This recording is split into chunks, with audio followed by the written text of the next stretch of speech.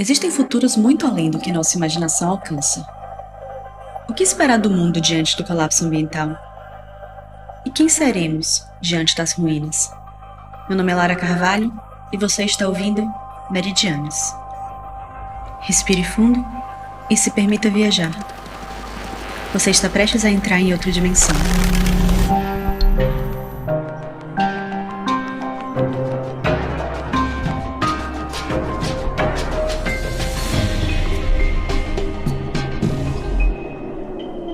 No episódio de hoje, o sertão vai virar mar.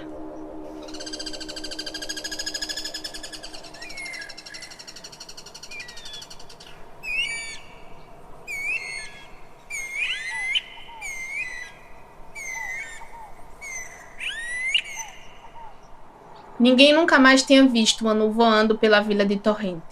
Era passarinho que empesteava o céu no tempo em que Dona Menina era jovem ainda. Ela mesma conta essa história e se assombra com o jeito como o tempo tem passado por aqui e engolido tudo o que pode anunciar a bonança outra vez. Os olhos dela se afundam em marés que nem eu, que já vi foi coisa ao longo dessa minha vida ordinária, nunca tinha visto. Quando ela fala no Anu, ela lembra da água porque ela chora. Aí é mundo que a gente não entra. Eu só sei que eu, assim como Dona Menina, tenho pra mim que a única coisa que eu sei sobre a água é que eu deveria aprender a guardá-la. Nessa hora em que a vi chorando, eu fiz uma cuia com minhas 2 mãos e aparei, sem muito esforço, líquido o suficiente para molhar a única cabeça de frade que nos restou de lembrança. Dona Menina era a única pessoa de Torrente que tinha aprendido como guardar a água da fonte. Saí da casa dela e não consegui nem me olhar no espelho da sala porque ele estava coberto por uma toalha com aquela cor rota de tão velho.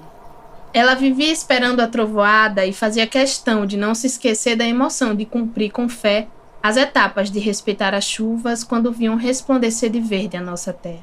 Eu queria ter visto a minha imagem carregando aquela água límpida que brotou da pura fonte dos olhos da mais velha da vila de Torrente.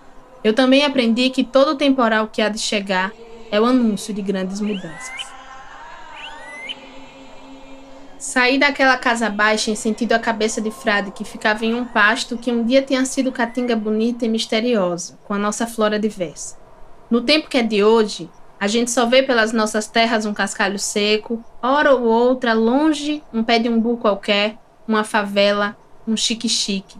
As plantas que resistem à dor da escassez do tempo porque sabem guardar água como em mina preciosa. A verdade é que nem umbu a gente via mais. Era aquilo mesmo, uma terra vasta, as casas da gente espaçada e aquela cabeça de frade. Todo mundo de Torrente olhava para ela como um milagre. Sobrevivia há tantos anos ali, abandonada na secura perpétua que parecia destino do sertão, coisa que vem de nascença sem conserto. Segui naquele dia com a certeza de que a mudança mora no que ainda virá. Carreguei a água sagrada dos olhos de Dona Menina nas mãos, o que exigiu de mim passos calmos, um pé à frente do outro, pisando inteiro no chão, devagarinho. Não podia cair uma gota. Sempre que possível, tínhamos que regar a cabeça de frade, e essa era a única forma de testar a nossa fé. Cheguei diante dela, me abaixei com o cuidado que se carrega um filho nos braços e deixei pingar gota a gota, no mesmo tempo que as lágrimas caíram dos olhos de Dona Menina. Cada lágrima, agora a água que molhava minhas mãos, tinha seu segredo de vida. Pingou a primeira, pingou a segunda, e assim seguiu. A água acessava a cabeça de frade e era tão bonito isso. Fui embora dali porque eu estava diante de uma das coisas mais bonitas que eu já tinha visto, mas o entorno me assombrava, aquela secura perene me enlouquecia. O bonito convive com o que assusta. Nessa hora eu me vi por dentro e quis sair correndo. Foi o que aconteceu. Fugi que nem um bicho, achei que eu não tinha força de esperar por mais sei lá quantos anos a bonança se anunciar sorrateira. Era o Titanic que fazia a gente recordar que em algum momento aquela terra teve água. Aquele monumento feroz no meio do sertão desafiava a nossa coragem de olhar para o que nos causa medo. Não tinha como fugir daquela imagem, um navio grande, imponente, exposto como um troféu, construído no meio de uma praça vazia. Eu juro de todo o meu coração que eu queria saber quem fez aquilo e por modo de que fez. A gente lembrava da água assim, por mais que ela só tivesse existido em sonho na maioria das histórias do povo torrentense. Todo dia eu via da porta lá de casa a Isla e as outras crianças subindo e descendo, fingindo navegar por um mar que nunca souberam qual cara tinha, qual cor, qual som. Se era azul, vermelho, roxo. Não se insinuava nada sobre o mar, mas dentro de Isla ressoava o canto forte de água grande que parecia rugir quando ela subia no Titanic para brincar bonita de ser criança. Eu quebrava uns licuri num passeio enquanto via o mundo tremendo e aquele Titanic ali, no meio daquela praça vazia, coisa que parecia querer me enlouquecer. Uma ruína de um mar que eu nunca vi. Será se parecia com o céu? Essa coisa infinita que desafoga as nossas cabeças? Quando eu lembrava da cabeça de Frade engolindo aquela água, eu sentia que Deus devia olhar mais pela gente. Foi no amanhecer de um dia de verão, enquanto Dona Menina rodeava o terreiro da frente e tangia as galinhas para longe do cemitério de seus jardins, que ouvi o canto parecido com um anu. Nossa Senhora, pensou Dona Menina, só podia ser uma miragem da velhice que já secava por dentro toda a raiz de esperança que na juventude havia brotado. Se arrepiou e gritou: Isla, minha filha, chega aqui. Tu escuta? O que, mãe véia? Atina teu ouvido que tu é moça nova. E o anu cantou com mais força. Mas elas não viam um bicho voando no céu. Dona Menina pensou que estava perdendo o juízo, porque esse era o canto que a mente dela jamais tinha se esquecido. Isla subiu perto da avó. Mãe véia, olha o passarinho vindo, que coisa bonita, olha como plana no céu. Dona Menina, a mais velha de Torrente, caiu das pernas de tanta emoção. Caída no chão, onde Isla também se deitou por pura boa vontade, olhavam atenta aos movimentos gentis daquele pássaro que ela tanto amava e que a menina só sabia que existia porque a sua avó contava ansiosa pelo dia que podia viver essa glória de novo. O céu se encheu de passarinho que aos montes cantavam o sertão de um novo tempo. Eu estava de casa e ouvi um burburinho de vento arrastando para perto da gente uma coisa tão grande, mas tão grande, que a gente não tinha olhos para testemunhar. Deixei tudo e corri para a casa de Dona Menina. Eu precisava ver se os olhos dela ainda tinham água para chorar. Minha filha, dentro de 2 dias tu vai ver qual som tem o milagre.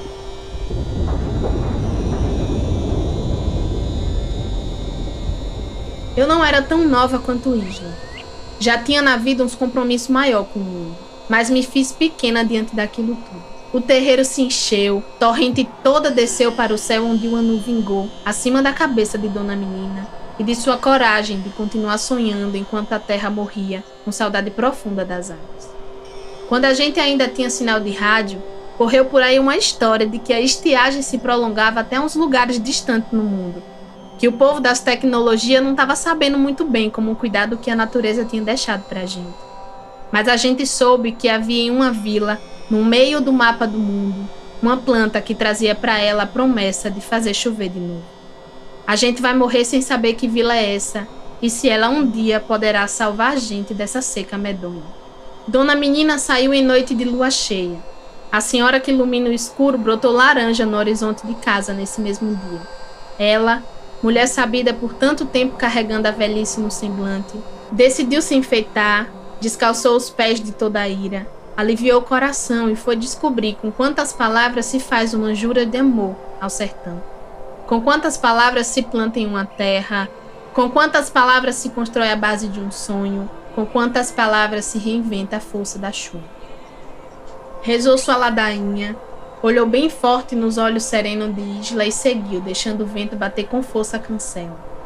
A luz laranja rasgava o terreiro de ponta a ponta e o canto do anu não se desfazia em sua memória. Era o ritmo condutor dos passos assertivos de uma mulher que sabe do chão que pisa. A lua cuspia sua luz na cabeça de Frade quando Dona Menina se abaixou diante dela, olhou a secura em volta, sentiu que podia ser engolida a qualquer momento e se pôs a rezar, a proferir com força as palavras revestidas do mel mais doce. A você, pequeno mundo que tudo viu, voltará a ver a água da chuva a te benzer. Se curvou perante a beleza profunda da cabeça de Frade, conversou com ela com tanto jeito que foi coisa bonita de apreciar. Ali, só elas duas diante do segredo uma da outra. Quando a última chuva tinha vindo, há tantos anos já passados, Dona Menina foi a escolhida. Guardaram dentro dela, quando ainda muito jovem, toda a chuva que alagou aquele tempo. Uma parte da água regou a caatinga, fez tudo enverdecer, e seu Julião, velho rezador que fez a promessa de guardar a chuva dentro de uma mina sagrada, decidiu por sabedoria própria que seria em Dona Menina a morada do poço da fartura para toda a gente de Torrente. Abriu bem os olhos dela, rezou com tanta força as ladainhas, até murmúrio de lamento ele guardou. Em toda a gente sertaneja mora um pouco de uma emoção que não se entende. Nesse dia, a chuva caía lá fora depois de tantos anos, as pingueiras chuviscavam dentro de casa, o espelho coberto, os pés calçados e seu Julião proferido. Chuva que cai depressa, por que tantos anos se escondeu da gente? Peço que encha o vazio dentro dela com a tua água, para modo a gente nunca se esquecer que toda a terra merece um dia chorar. E a chuva foi cessando lá fora e pouco a pouco enchia os olhos de Dona Menina. Seu Julião via a bacia da retina se enchendo. O último relâmpago dessa trovoada brilhou nos olhos dela. Quando a chuva se foi repentina, na mesma rapidez que tinha decidido cair, Dona Menina chorou as águas que sangravam das bordas de seu par de rios. Nesse dia em que foi a cabeça de Frade anunciar o presságio que logo chegaria, ela já sabia, dentro do peito fundo dela, que as últimas gotas de água que guardava estavam prestes a acabar. Era preciso chover de novo. Começou a rezar quando a lua estava no alto do céu, sem a quintura do seu laranja. Fez o que seu Julião deixou de ensinamento, falou em voz alta para toda a caatinga ouvir as palavras de quem tem fé.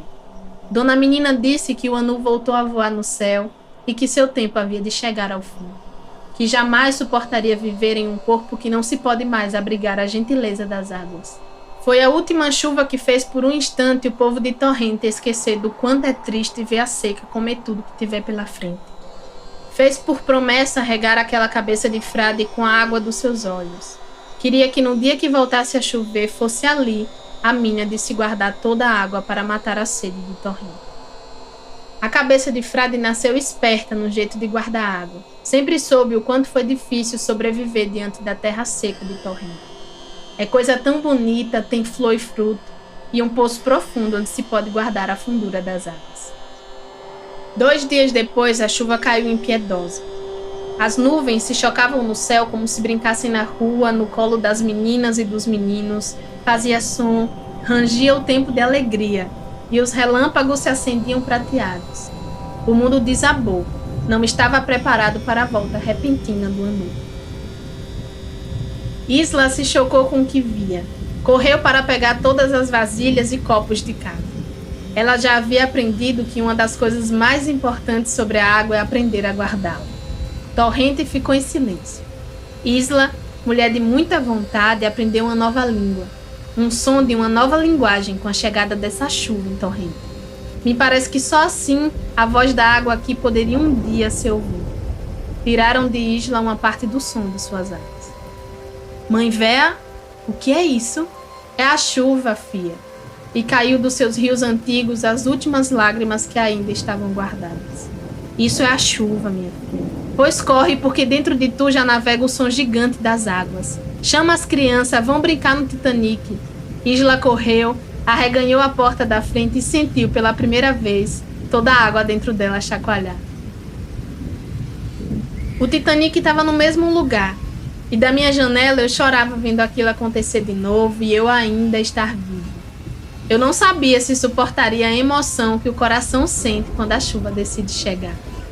Vi as crianças correndo sobre o clarão dos raios e o barulho dos trovões e senti vontade de voltar a ser uma delas e poder descobrir brincando no meio de uma terra seca qual a força tem a água.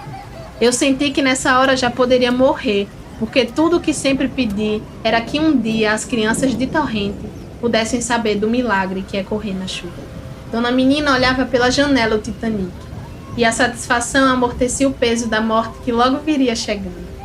Sua cisterna estava vazia, e a chuva que caía havia de inundar os fundos rios da cabeça de Frade.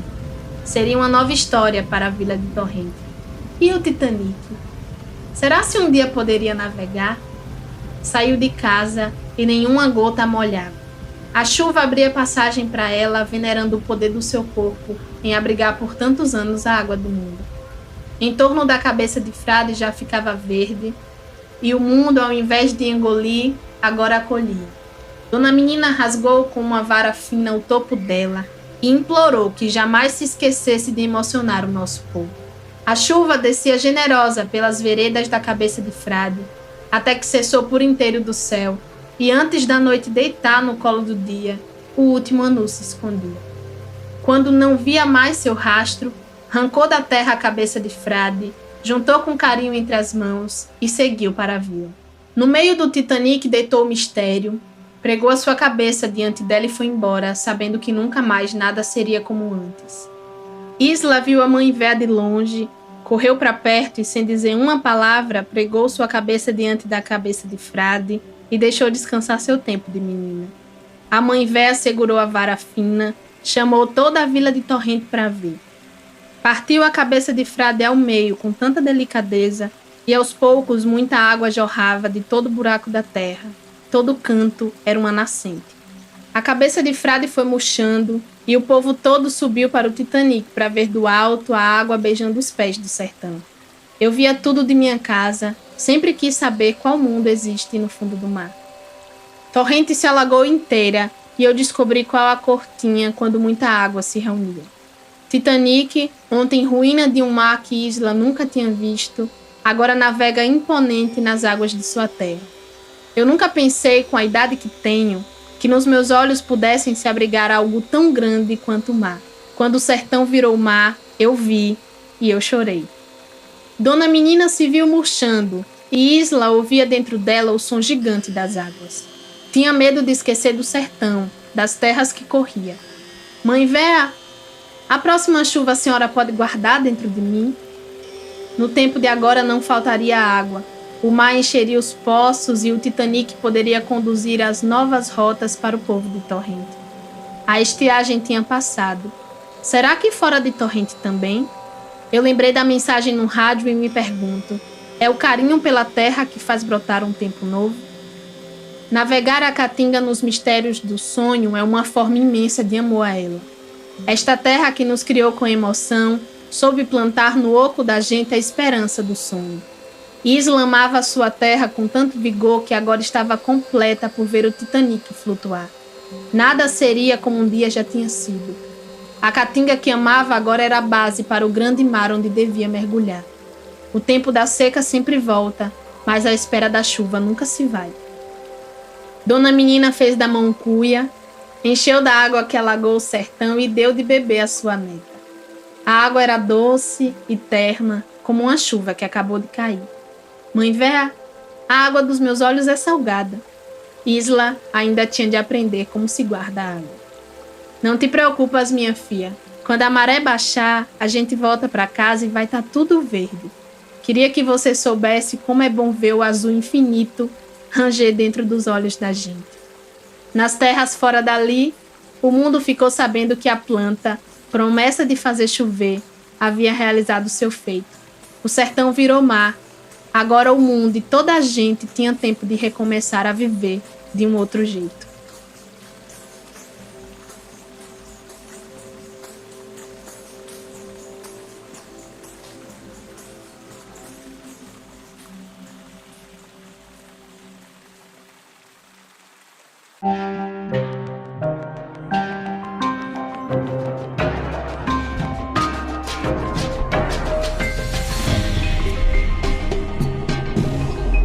Esse foi o nosso episódio O Sertão Vai Virar Mar, escrito e narrado por Vitória Maria Matos. O podcast Meridianos conta com o apoio do Instituto Serra Pilheira. A criação e a direção são assinadas por Lara Carvalho. A trilha sonora, a edição e o desenho de som são assinados por Andréa Martins. A identidade visual é assinada por Alissa Volpinho. A produção e o site são assinados pela Lua de Maré Produções. Obrigada por escutar até aqui. Para ficar por dentro das novidades, siga o Instagram @Lua de Maré Produções, tudo junto e sem os acentos, ou acesse o site www.luademaré.com/meridianos, onde também temos a transcrição de cada episódio. Até a próxima!